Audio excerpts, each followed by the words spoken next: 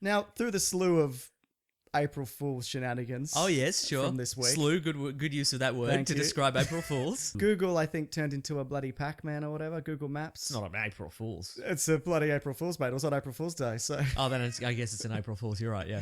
Anyway, regardless, the only thing announcement or joke, I guess, of any merit was the Deadpool R-rated reveal. That Right. It was So, revealed. so for people who haven't seen it, Yeah. it's Mario Lopez interviewing Ryan Reynolds, and he's like, "Oh, it's the same character from Wolverine," and Ryan Reynolds is like, "It's not," and it's kind of deliberately awkward. And then he's like, "Hey, you're gonna make it PG-13, family friendly," and then Ryan Reynolds is like, "I don't know if it's going to be family friendly," and then somebody in a Deadpool costume, Which is right. That it is is Ryan Reynolds. Yeah. Okay, well that would make sense. Yeah.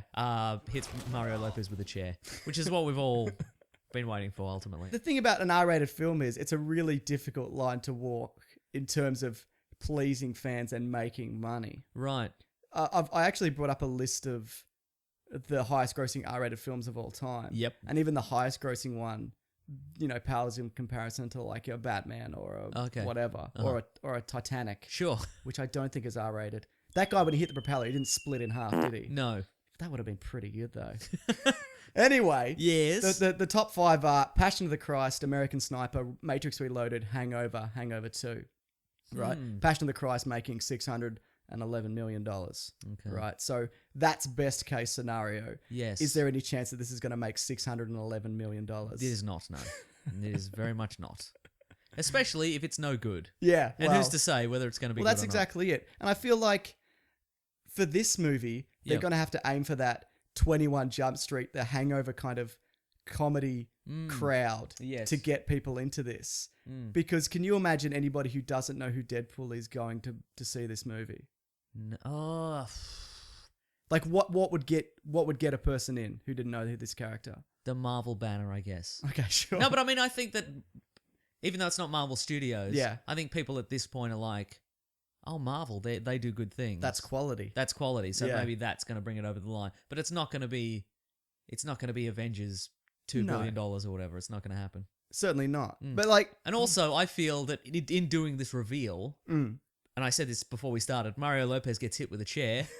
There's no blood. Like it's quite a sanitized somebody getting hit in the back with a chair. there is a swear word. Yeah, it's fine. Yeah. Not good enough. No. Well, even if the PG-13 What I movie, want is you can have Mario one Lopez's F-word. face to hit the camera, and there'd be that, the lens cracks, and there's a spatter of blood, and then I'd be like, oh, we're on board with this, because it's kind of like it's just sort of pantomime, Sure, like that yeah, he gets yeah. hit by the chair kind of thing. Okay. Yeah, so I don't know if that's an indication of what the movie's going to be like. Okay, fair enough.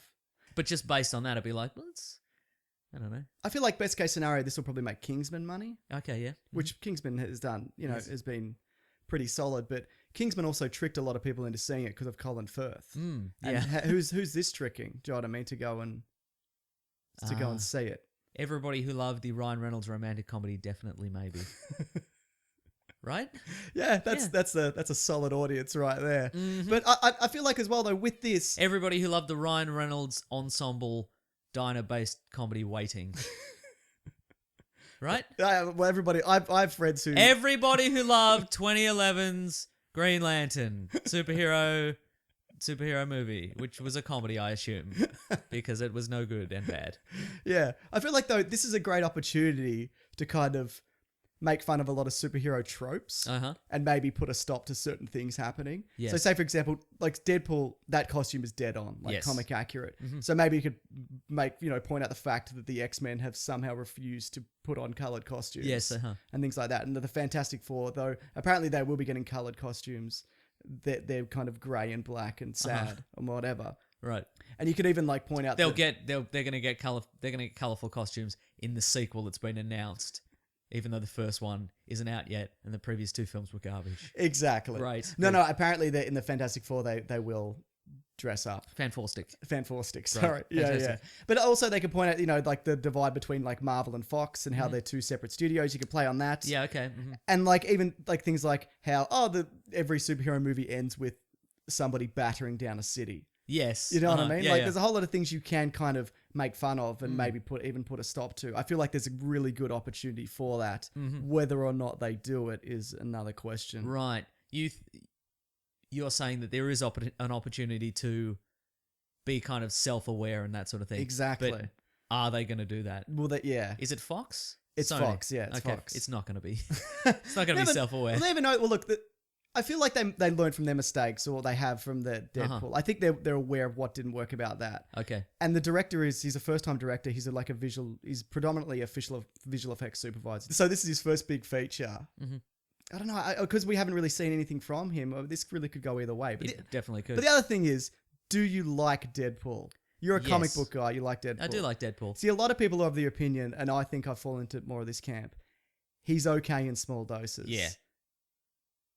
I know. I don't. Well, that's where I thought you were going with that. Yes, he is okay in small doses. My fear is that this will just be for people who like Deadpool on the surface level, who's a guy and he says wisecracking things and he just shoots everyone. You know, kind of thing. Yeah. But it's not going to be. But I think he does work best A, in small doses, B, in large doses, C, in kind of like that self-aware way where he works with the tropes of, you know, he sort of works against the tropes of comic books and he pokes fun at all of it. And D, when he's interacting with people who are not aware of that. Exactly. Yeah. Exactly. Like it's whenever, like, you know, She-Hulk is aware that she's a comic book character, which is fun in her own solo series or whatever. But I think it also works very well when she's interacting with, you know, characters who don't know. Yes. That, and they just think she's a little bit crazy.